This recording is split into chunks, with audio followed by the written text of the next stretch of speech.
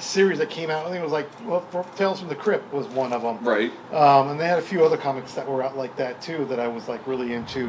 Ripley's Believe It or Not used to have comic books. Really? Okay. Yeah, back in the day. Yeah, I used to order them off the that little paper that you can order books off of in elementary school. That's I used to get them all the time, man. But yeah, if I could find some of those are some interesting covers on those, man. So, but yeah, a lot of the horror mags, there was really interesting stuff like Silver Bullet. I can't remember the name of the book before. It was the name of the movie Silver Bullet. Oh, you're the Stephen King one? Yeah. Cycle of the Werewolf. I love that. Is that what it was called? Yeah. Yeah. So, the art in there was really cool. I liked it. So as a kid in the 80s, man, that art scared me a little bit. Yeah, I was afraid to read that book sometimes. When I was a kid, I'd want to get it. I'd want to read it, but I'm like, let me put that down. But yeah, right. But now I look at it, man, you start laughing. Why the hell was I scared of this? Because there was nothing like that back then. You know, there was no desensitization of any kind back then. Yeah, that's true too. Yeah.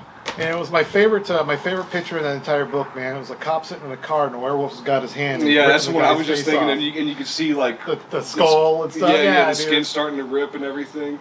Yep, that was a good one, man. Yeah, that's still one of my favorites. Salem's Lot and then Cycle of the Werewolf are probably my favorite. Like Stephen, the story is really good in the book, but I think like those art pictures like really help like make them 100%, pop. Yeah. So no, I was always I have to get that book again. I haven't read it because I don't have it. I used to have it and I lost it somewhere in West Virginia, wherever it is. But and I was looking for it again online, and it was like. I'll have to get it because, like I said, that was one of my favorite Stephen King books. And it was actually a good one too, man, which was nice. Right. A lot of. So I think it was probably a couple Stephen King books that I liked. That was that one, and then there was different seasons had all the different stories in it. Yeah, I've read that one too. Yeah. So my favorite story in that one was At Pupil. I don't know if you've ever seen that.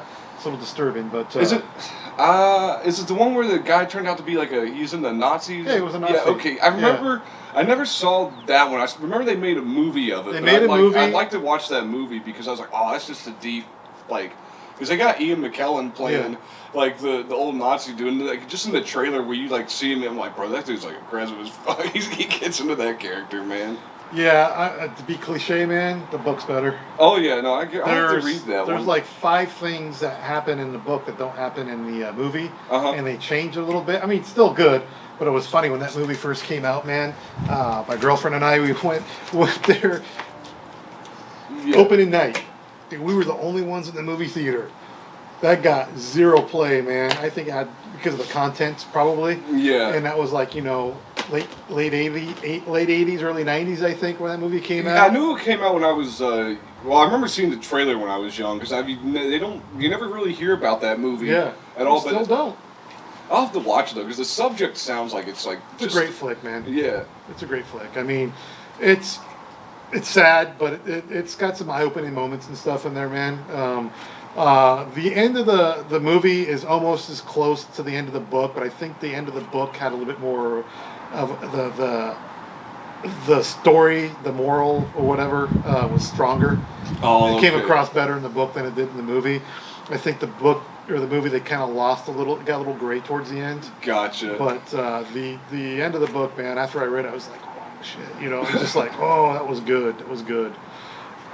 Yeah, Stephen King's interesting because he's great at writing. All his books, I've loved pretty much every book that he's written that I've read. I haven't had one that I'm like, "Oh, this I'm going to put it down." But his movies are. I mean, he's not the one that's writing the scripts for the movies, and he's not the one directing them. So anyone who's taking his work and trying to bring it to the screen usually does not do a good job ever. He'll tell you the same thing.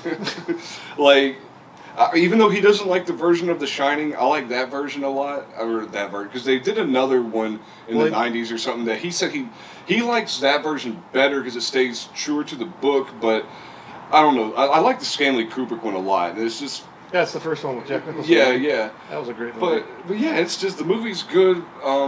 It might be different from how Stephen King sees, because Stephen King's thought was okay, the character Jack Nicholson's crazy from the beginning already. Yeah. And you don't really see someone turned insane because of the thing, which I'm like, I don't know. I think Jack Nicholson's character, to me, I see it as just okay, I want to be a writer. I just want to do this. I want to do all that. Yeah, He's not I don't see him as being crazy until you know, when you're at the then when they're at the hotel and there's that one scene where he's just like staring off at it, and that's when I'm like, okay, you can see him start going crazy on screen. Right, So- right.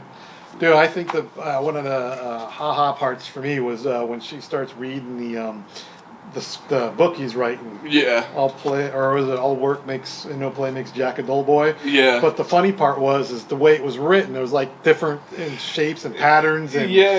At one point, it's like the same thing, but at some point, it's like he has it coming out from like the corner of it. Yeah. I thought that was interesting too, how they pretty did cool. that. And like Kubrick does good with the shots on that. Horror.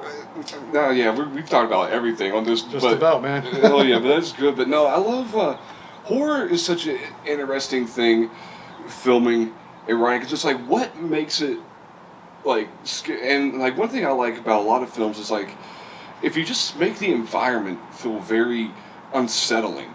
Like somehow you shoot it, like they do it really well in The Witch. I think The Witch is a perfect movie of like you don't have a whole lot that goes on until kind of like the middle and end, but everything building up to it is just eerie. Like you can feel like the things are closing in on you, and I think they did that well in The Shining, to where she is reading that, and then the way the camera is, because the camera's just like slowly kind of doing that pan or track or, and it's just following, and then the music kind of slowly rises, and then it's the way they cut it, and it's her, but then the camera stops. Then Jack Nicholson just kind of walks in. It's like, how do you like it? Right?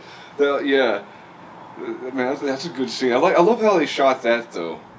I just feel sorry for her. They were so mean to that girl. Shelley Duvall. Yeah. Oh, dude, they tortured her bad. Like now, because what was her story? I've heard some of it, but they were constantly on her. They wanted her to be more flustered, whatnot. They yelled at her a lot. They were very short with her.